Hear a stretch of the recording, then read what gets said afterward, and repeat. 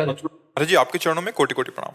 महाराज जी, आपके द्वारा बताए सही मार्ग पर चलते हुए, नाम जप करते हुए भी जीवन में विषम परिस्थितियां बनी रहे, तो इन्हें क्या समझना चाहिए? भगवान की कौन कृपा सी होने वाली है या परिस्थिति है? प्रारब्ध है?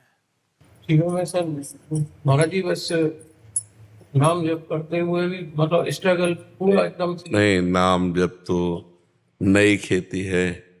पुरानी जो हमारे कर्म हुए हैं ना, वो आकर के दुख सुख का खेल तो खेलेंगे ना। तो उसे भगवान की इच्छा नहीं, वो नाम जप का फल नहीं, वो हमारे पूर्व किए हुए कर्म का फल है।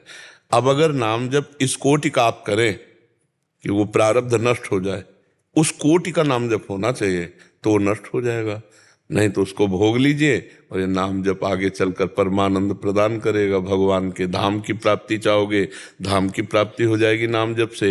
ये चाहोगे कि इसी लोक पर लोक के सुख मिले, तो वो भी मिल जाएंगे। पर पीछे जो शरीर जब रचा गया था, उस समय तो आप नाम जप नहीं कर रहे थे। उस समय पाप और पुण्य दो के द्वारा शरीर रचा गया, और पूरे जीवन का रच गया है कि 40 साल में ये होगा, 30 साल में ये होगा, 15 साल में ये होगा, 85 वर्ष में ये होगा, जितनी आयु है जितना। अब ये नया खेती है नाम जप। अब संकल्प करो कि नाम जप से हमारा वो पाप नष्ट हो। अब इतनी कोटि का नाम जप हो कि उस पाप को नष्ट कर दे, तो प्रारब्ध नष्ट हो जाएगा, नहीं तो भोगना पड़ेगा। और जब उस कोटि का नाम जप होगा तो आपको ज्ञान हो जाएगा कि शरीर तो छूटेगा ही, आज नहीं तो कल सब तो छूटेगा ही, चाहे स्वस्थ रहे चाहे जैसा। तो यार नाम जप से भगवान की प्राप्ति की बात करें कि शरीर की? इसीलिए बड़े बड़े महात्मा लोग प्रारब्ध भोग लेते हैं, शरीरों में कष्ट सह जाते हैं और भगवान को प्राप्त होते हैं। तो आप समझ पा रहे हो, ये जो परिस्थितियां आती है ना चाहते हुए भी, जो हम नहीं चाह रहे हैं, वो हमारे किए हुए कर्म का परिणाम है। पूर्व जन्म में जो हमने कर्म किए, जन्म जन्मांतरों के 3 प्रकार के कर्म हैं, संसारी आदमी नहीं जानते हैं। एक है संचित कर्म, जिसमें हमने पाप पुण्य जितने जन्मों में किए वो सब गोदाम लगा हुआ है, संचित कर्म। और एक है प्रारब्ध कर्म, जिससे दोनों चीजें निकालकर पाप और पुण्य कुछ इस मानव जीवन को रचा गया। और एक है क्रियमाण, जो अभी हम कर रहे हैं। अभी इसी जन्म में आपने ऐसे ऐसे पाप किए हैं जिनका आपको दंड नहीं मिला है, और आप जानते हैं और भगवान जानते हैं। क्योंकि कोई भी शरीरधारी बिना कर्म किए रह नहीं सकता। और कर्म 2 प्रकार के होते हैं, पुण्य और पाप। एक निषेध, एक विधि। और जब तक भगवान की कृपा से ज्ञान नहीं प्राप्त होता, तब तक पाप कर्म करने में रुचि रहती है।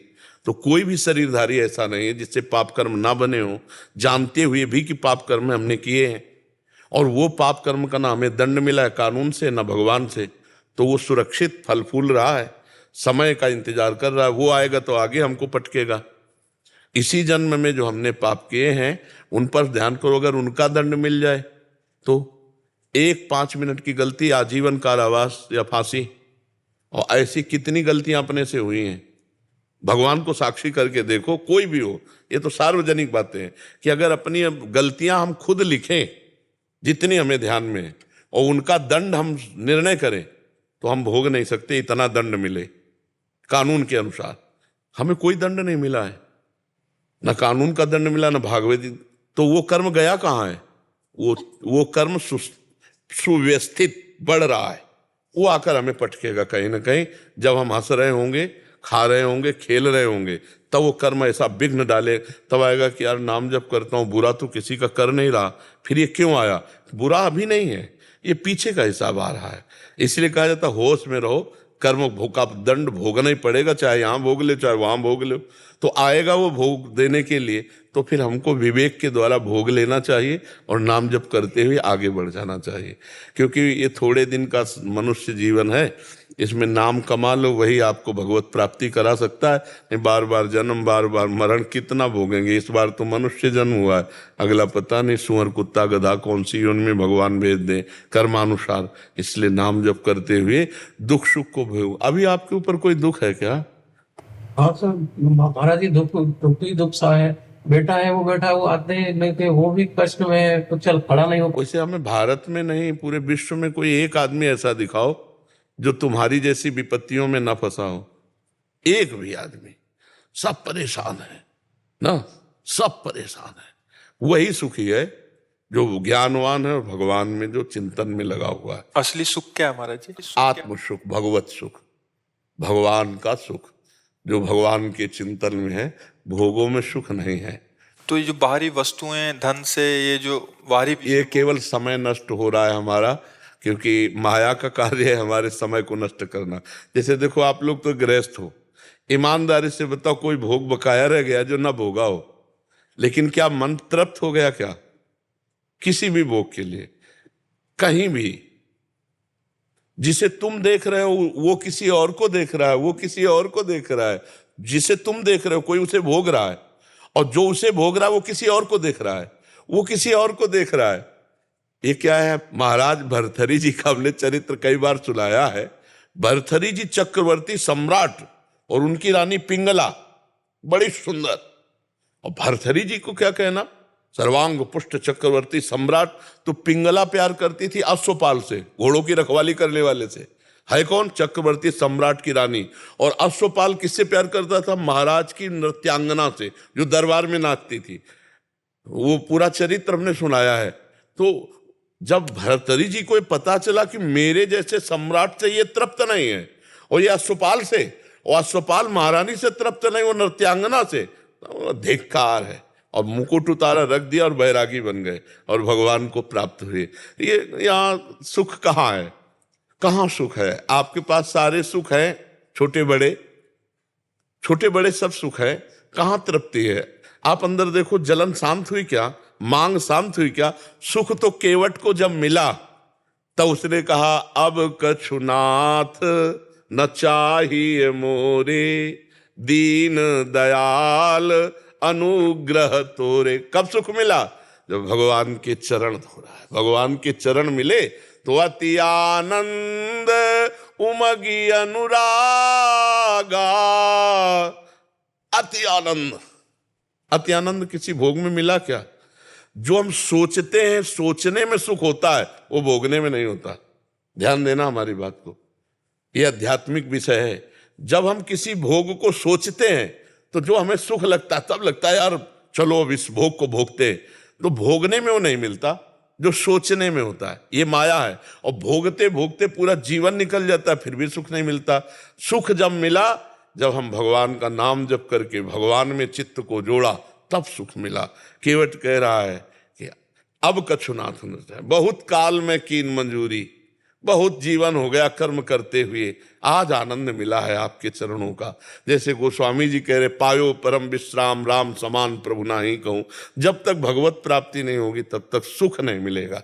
यहाँ खोजते रहो, दौड़ते रहो, भागते रहो, इस शरीर में नहीं, उस शरीर में, इस वस्तु में नहीं, उस वस्तु। पैसे का क्या सुख है? अगर वस्तु न मिले तो पैसे का कोई सुख है क्या? मान लो 2000 रुपए का एक कमरे में भर के आपको अब दे दिए जाए तो आपको बिल्कुल सुख नहीं मिलेगा। क्यों? अब उनसे वस्तु नहीं मिलती। पैसे का सुख वस्तु, और वस्तु का सुख भोग, और भोग में सुख है नहीं। देख लो, कितना भी चाहे भोग लो, कितना भी कर लो, पूरा जीवन निकल जाता है, कभी तृप्ति नहीं होती। फिर वो ऐसे पाप कर्म कर बैठता है कि फिर हथकड़ी बेड़ी, जेल में, या फांसी की सजा, या गोली मार दी जाती है, दुर्गति को प्राप्त हो जाता। सुख तो मिला नहीं, सुख तो किसी को नहीं मिला। सुख जब मिलेगा तो सुख की पहचान है कि तृप्त हो जाओगे और होगा अब नहीं चाहिए। वो तब होगा जब भगवान मिल जाएंगे। भगवान का भजन करोगे तो हृदय से आएगा। कि आप शुरू करो भजन, खुद देख लेना, आपकी रुचि हटने लगेगी। जितना ठीक भजन करोगे, उसकी पहचान है कि इन सब गंदी बातों से, भोगों से आपकी रुचि खत्म होने नहीं है। कितने लोग ऐसे हैं केवल प्रवचन सुन करके भजन मार्ग में लगे, हजारों लोग मांस मदिरा गंदी बातें त्याग दी। हजारों लोग यहीं आके बोल चुके कि हमने त्याग दिया। क्या वो पहले नहीं त्याग सकते थे? लेकिन जब अध्यात्म की बात सुनी तो इतनी बुद्धि पवित्र हो गई कि गलत आज, और अगर अध्यात्म में चल देंगे तो क्या वो भगवान को प्राप्त नहीं कर सकते? कर सकते हैं। हम भगवान के अंश हैं, भगवान को प्राप्त कर सकते हैं। तो बिना भगवान की प्राप्ति के सच्चे सुख की प्राप्ति है ही नहीं। प्रश्न क्या था? मर्जी यही है कि मतलब नाम भी जब कर रहे हैं, बट वो हाँ, इसको क्या समझे, भगवान की कृपा या नहीं, पुराना प्रारब्ध, प्रारब्ध का है। भगवान किसी अपने बच्चे को दुख नहीं दे सकते। मंगल भवन है, जैसे सूर्य चाहे भी तो अंधेरा नहीं कर सकता, क्योंकि सूर्य प्रकाश में है ना, ऐसे भगवान मंगलमय है। वो चाहे भी तो किसी का मंगल नहीं कर सकते। जो भगवान को मारने आए, भगवान उनका मंगल कर दिए, फिर हम तो भगवान का भजन करते, हमारा क्यों मंगल करेंगे? हमने क्या बिगाड़ा है? हमारे कर्म ऐसे हैं, तो उनका, जैसे किसी का पुत्र मर गया तो उनका भगवान ने ले लिया। भगवान ने ले थोड़ी लिया, ये तो सिस्टम है, कानून है। इतने समय के लिए वो आया था, अपना काम किया, चला गया। 5 दिन के लिए आएगा तो 5 दिन रुकेगा, 5 वर्ष के लिए आया तो 5 वर्ष, 50 वर्ष के लिए आया तो 50 वर्ष। उसमें भगवान का क्या है, कानून है। ये महाराज जी को प्रणाम। ये प्रश्न शायद इनका नहीं है, ये शायद लाखों करोड़ों लोग, लाखों करोड़ों लोग, बिल्कुल, अगर मैं भी होता यही बोलता। बिल्कुल बिल्कुल।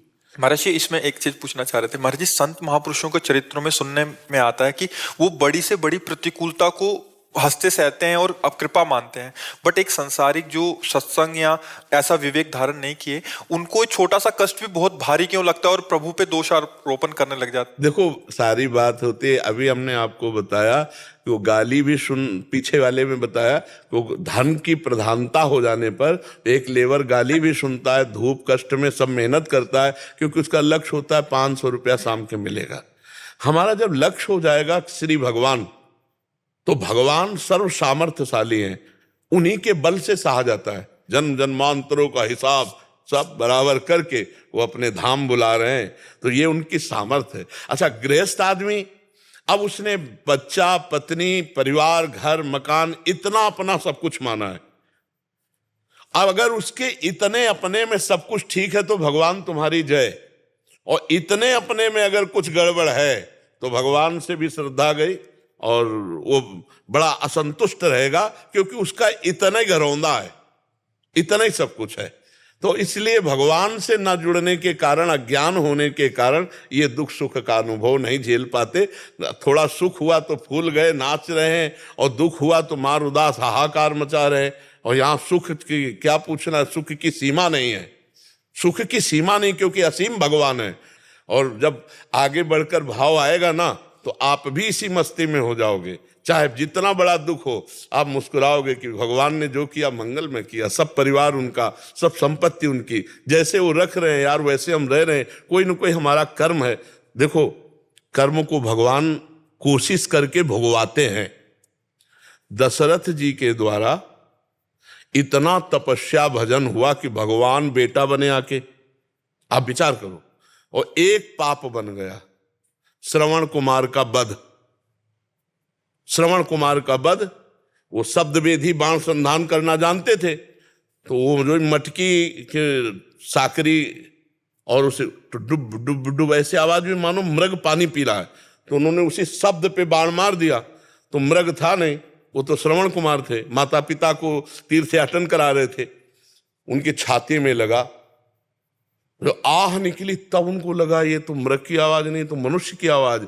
नजदीक गए तो श्रवण कुमार को देखा, प्राण निकल रहे थे उनके। कहा, भाई तुम जो भी हो, ये पानी ले जाओ और मेरे माता पिता को आखिरी मेरा प्रणाम कह के पानी। अब उनके होश खराब हो गए कि ये क्या हो गया, मेरे द्वारा ये क्या हो गया। जब बूढ़े माता पिता के पास गए तो उनका, बेटा इतना विलंब क्यों। अब वो बोले कैसे, बेटा नहीं। तो उनका, बोलो बेटा, कभी हमारी आज्ञा उल्लंघन नहीं की, बोलो ना। तब उन्होंने कहा, महाराज क्षमा कीजिए, मैं चक्रवर्ती सम्राट दशरथ हूं, आपका बेटा श्रवण कुमार मारा गया मेरे हाथ से शब्द वेदी बाण के द्वारा, ऐसा ऐसा। तब उन्होंने कहा, जा, मैं पुत्र वध करने वाले के हाथ से पानी नहीं पीता, लेकिन जैसे मैं पुत्र के वियोग में तड़प कर मरूंगा वैसे तू मरेगा, तुझे कोई नहीं बचा पाएगा। तो देखो, भगवान के बाप बने पिता, बाप जी हैं भगवान के दशरथ जी, लेकिन कर्म जो बना तो वैसे ही तड़पते हुए राम राम हा राम कहे, वैसे ही पुत्र वियोग में प्राण त्यागा कि नहीं। भगवान मिटा सकते थे ना, लेकिन भगवान ने नहीं मिटाया ना। ऐसे ही भगवान अपने संत, अपने भक्त के प्रारब्ध को भोगवा देते हैं और मिटाते नहीं हैं। तो देखो, आप लोग उसको धैर्य पूर्वक भगवान का कृपा प्रसाद पाते हुए उसको सह जाओ।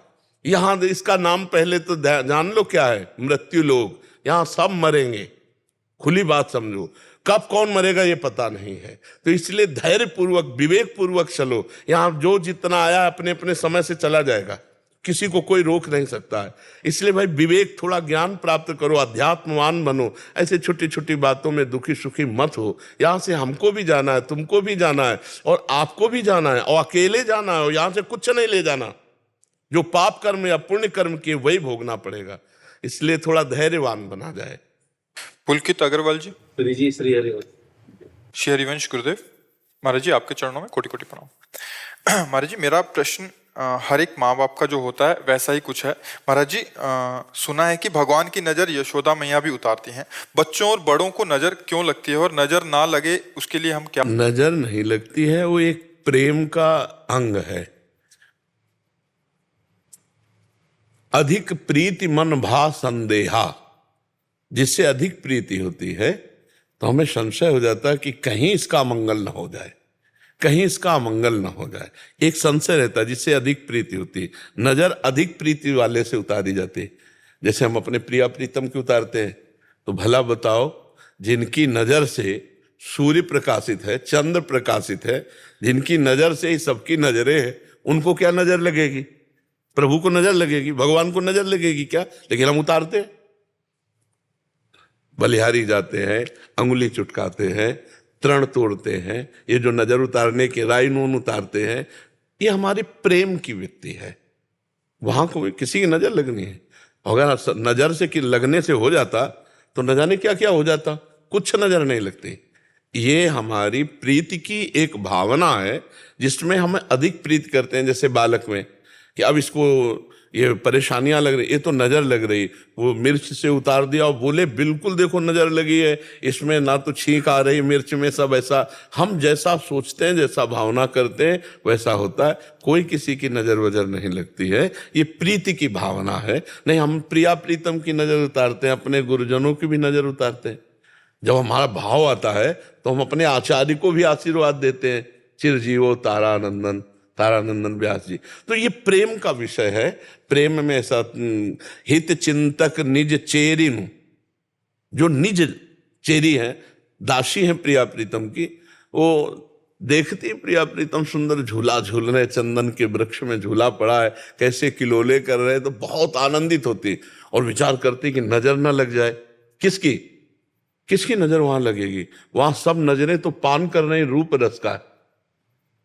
हित चिंतक निज चेरिनु उर आनंद न समात, निरख निपट नैनन सुख तृण तोरत बलिजात। इतना आनंद बढ़ रहा है प्रिया प्रीतम को देखकर, किसी की नजर न लग जाए तो तिनका तोड़ती है, ऐसे अंगुलियां चिटकाती है।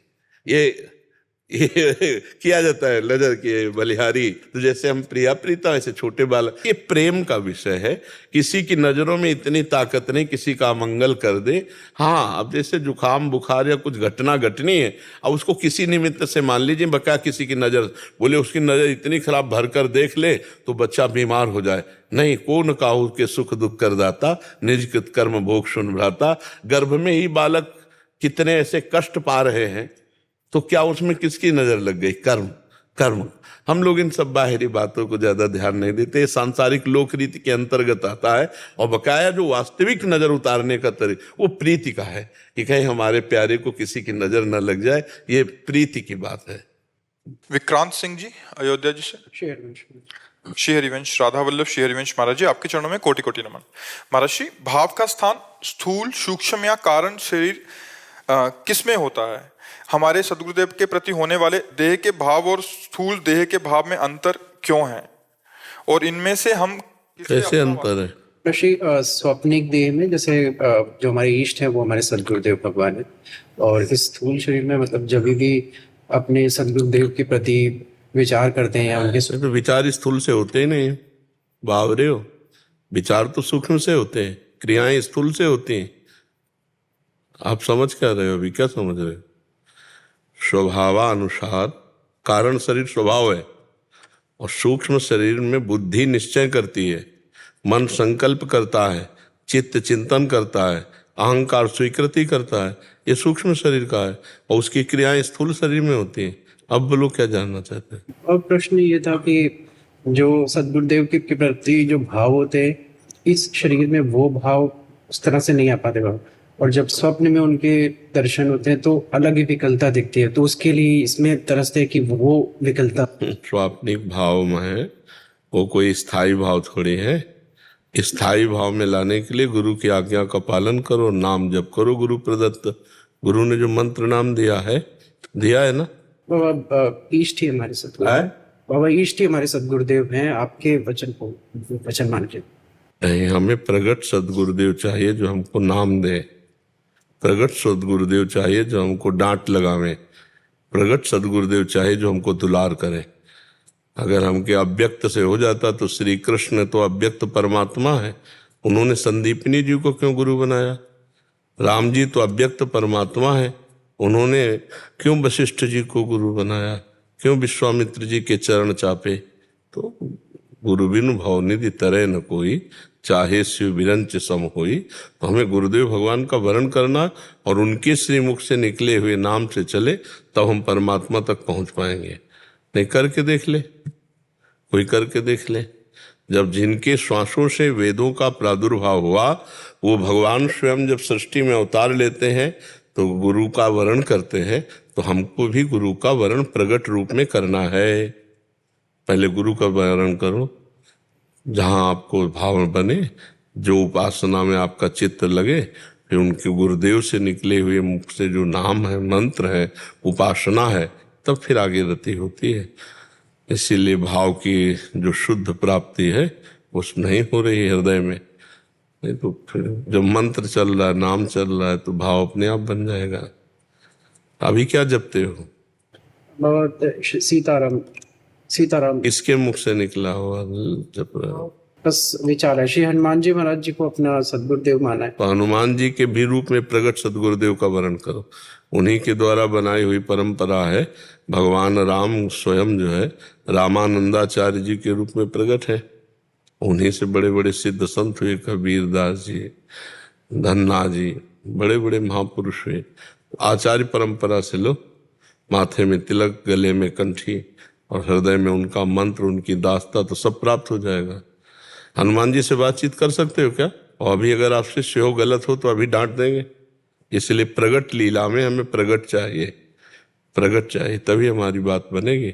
नहीं तो कर लो, जब आपको लगे तब हमारी बात मान लेना। जब आपको लगे कि अभी सफल नहीं हो पाए तो हमारी बात मान लेना। अहंकार का नाश नहीं हो सकता बिना गुरु कृपा के। बिना सदगुरुदेव की शरण में गए हनुमान जी भी कृपा नहीं करेंगे। अब आजकल क्या होता है, अपने मन से हम मान लिए, जो मन में आया सो कर लिए। तो गुरु के यहाँ तो ऐसा चलेगा नहीं, वहाँ तो आपको आज्ञा में रहना पड़ेगा। तो भगवान ने परंपरा क्यों बनाई? राम जी तो रामानंदाचार्य जी के रूप में प्रकट हुए, भगवान श्री हरि तो सब आचार्यों के रूप में प्रकट हुए। सबको एक बात बता देते कि मान लो बस हम ही हैं, लेकिन अलग अलग आचार्यों के अलग अलग भावों के रूप में, निम्बार्काचार्य, शंकराचार्य, वल्लभाचार्य, इन सब बड़े रूपों में भगवान ही तो प्रकट है आचार्य के रूप में। तो हमारा जो भाव है वो तभी सिद्ध होगा जब गुरु कृपा होगी। मोक्ष मूलम गुरु कृपा, क्योंकि अपने उसी मार्ग से चल रहे हैं बिना गुरु कृपा के। तो हम वही सलाह आपको देंगे। और आज तक कोई ऊंचाई पर चढ़ पाया तो गुरु कृपा से ही चढ़ पाया है। तो किसी राम जी के उपासक महापुरुष का गुरु रूप में वर्ण करो, उनसे नाम मंत्र लेकर खूब भगवान के पावन चरणारविंद में डूबो। मनुष्य जीवन इसी में डूबने के लिए है। बाबा आपकी बड़ी कृपा हुई, जब से आपके प्रवचन सुनने लगे तब से बाबा फिर हमने नाम जप वगैरह प्रारंभ किया है। तो बाबा आपने फिर ये भी कहा था कि गुरु के वर्ण करने से पहले बहुत सतर्क रहना चाहिए। आज उसमें हमने कहा था कि भगवान को पहले गुरु रूप में वर्ण करो और भगवान से प्रार्थना करो कि मुझे प्रगट गुरु की आवश्यकता है, तो आप मिल जाओ या मुझे पहुंचा दो। ध्यान से सुनना, जब ये प्रसंग कहा है तो यही शब्द कहा है, तो या तो मुझे मिल जाओ या मुझे पहुंचा दो, क्योंकि मैं प्रगट गुरु की चाह कर रहा हूँ, प्रगट में फंसा हूँ। तो प्रगट में मुझे गुरु चाहिए जो हाथ पकड़कर मुझे निकाल सके। तो भगवान से प्रार्थना करो, भगवान ही सब रूपों में है, वो कहीं ना कहीं अपने को जो छुपाए हुए हैं वो आपके सामने प्रकाशित कर देंगे। ईशु जी कानपुर से। राधे राधे जी। महाराज जी राधे राधे। महाराज जी, कोई जब मुझे आहत पहुंचाता है तो मैं माफ कर देती हूँ, लेकिन भूल नहीं पाती। मुझे हमेशा याद रहता है कि इसने मेरे साथ गलत किया है। उसमें बार बार भगवत भावना करो। जहां उसका चिंतन हो तो अंदर से प्रणाम करो, हे प्रभु आप इस रूप में हो, बिल्कुल खत्म हो जाएगा। प्रयोग करके देख लीजिए। जहां वो आदमी आवे तो आपका भजन बन जाएगा, हे प्रभु नाथ आप ही हो, मैं पहचान नहीं पा रही। आप कटु वचन कटु व्यवहार करके आप छुपना चाहते हो, प्रभु हो आप ही, आपकी दंडवत। बस जहाँ ऐसे करोगे तो आना बंद हो जाएगा, कटिंग हो जाएगी। क्योंकि वो हृदय में जो जलन है ना, बार बार मन कहेगा प्रभु कैसे हो सकता है, दुष्टता की बात करता है, तो प्रभु हो सकता है नहीं, बस अपने को काटना है, माया चिंतन काटना है, तो भगवत चिंतन से माया चिंतन कटेगा। और कहो सो कहाँ जहाँ प्रभु नाई, जब सब में भगवान है तो उस दुष्ट व्यवहार करने वाले में भी भगवान है। हरिवंश महाप्रभु हमारे कहते हैं, ये क्रूरा अपि पापिनो न च सताम संभाष्य दृश्याश्च ये सर्वान वस्तुतया निरीक्ष परम स्वाराध्य बुद्धिर्मम। जो क्रूर हैं, पापी हैं, देखने योग्य भी नहीं, संभाषण योग्य भी नहीं, उनमें भी मेरे आराध्य देव राधा वल्लभ लाल विराजमान है, ऐसी मेरी दृढ़ मति है। मतलब भगवान तो सर्वत्र है। तो जो हमको गाली दिया, कटुवचन बोला, हमारे को आहत किया, उसमें भी भगवान है। पहली बात तो हम उसका चिंतन ही न करें, पर अगर चिंतन होता है तो हम उसमें भगवत भाव कर ले तो बच जाएंगे, नहीं द्वेष हो जाएगा। उसका चिंतन करके हृदय जलेगा कि यार इसने ऐसा कहा, बड़ा दुष्ट है। ये उसका बुरा होना सोचा तो उसका बुरा होगा कि नहीं होगा, लेकिन आपका अभी बुरा हो गया, आपका मन मलिन हो गया, द्वेष युक्त हो गया, तो आपका बुरा हो गया। इसलिए अपने को बचाना है। अपने गाली देने वाले, निंदा करने वाले, अपने के प्रति दुख देने वाले को भी हम भगवत भाव से, और भगवान उसे संभाल लेंगे, भगवान संभाल लेते हैं। ये ना सोचे कि ये बढ़ता चला जाएगा फिर हमें दुख और देगा, नहीं, कदम पे रोक लेंगे भगवान। जिस दिन तुमने भगवान के प्रति समर्पित कर दिया उस दिन भगवान संभाल लेंगे, हमने देखा है। या फिर उसके हृदय से वो भाव हटा दिया तो वो इतना प्यार करने लगा कि जब दोस्त से भी ज्यादा प्यार करने लगा। तो हम अपनी बात भगवान को, भगवान सर्व सामर्थ्यशाली है। मर्जी उनमें भगवत भाव बार बार करते रहे। हाँ, क्योंकि बार बार मन में जैसे हमारे मन में बार बार उसकी झांकी आ रही और हमें द्वेष हो रहा है तो बार बार हे भगवान आप ही हो, तो बिल्कुल कट जाएगा, द्वेष नहीं रहेगा और भाव ठीक हो जाएगा। पर ये चूक ना हो, बार बार भगवत भाव हो। मर्जी भगवत भाव करने के लिए भी नाम जप की आवश्यकता है। हाँ, बिना नाम जप किए तो इतनी क्षमता है नहीं कि आप भगवत भाव कर लो। बिना भजन के भगवत भाव कर ही नहीं सकते हो, बिल्कुल नहीं कर सकते हो। ये भावना नहीं टिकेगी। जब नाम जप करोगे, भजन करोगे, अच्छे आचरण करोगे, तुम्हारा लक्ष्य परमार्थ है, भगवत अध्यात्म है, तभी आप ऐसा कर सकते हो। संसारी आदमी थोड़ी ऐसा कर सकता है, वो तो अध्यात्म मार्ग में चलने वाला कर सकता है। महाराज जी एक प्रश्न और, महाराज जी अभी आपने उत्तर दिया था कि गुरु की प्रसन्नता के लिए क्या करना चाहिए, आपका उत्तर था नाम जप सर्वोपरि उत्तर है। महाराज जी, गुरुदेव की बहुत सारी आज्ञाएं होती हैं सदमार्ग पे चलने के लिए। राधा नाम हमने 2 मिनट तो आपको सुना दिया, राधा राधा राधा, आप प्रकट में प्रसन्न हो गए, बट आंतरिक प्रसन्नता गुरुदेव की कहाँ रहती है महाराज जी? राधा नाम में ही। हाँ, 2 मिनट वाला थोड़ी कि राधा नाम सुना दे। ये तो हमने बताया कि जैसे बाहर लोग खड़े रहते, तो हमारी प्रसन्नता, हमारा आकर्षण राधा नाम से होता है। तो गुरु की आज्ञा में सबसे बड़ी प्रसन्नता उनकी छिपी हुई है। अगर उनकी आज्ञा का हम पालन कर, देखो जब राधा नाम जपोगे तो और आज्ञाएं अपने आप पालन करने लगोगे कि खान पान शुद्ध होना चाहिए, आपके आचरण शुद्ध होने चाहिए, आपका व्यवहार सबके प्रति शुद्ध होना चाहिए। आप जब हमारा सत्संग सुनोगे तो हमारी हर बात तुम्हें प्रिय लगेगी और उसको धारण करना पड़ेगा।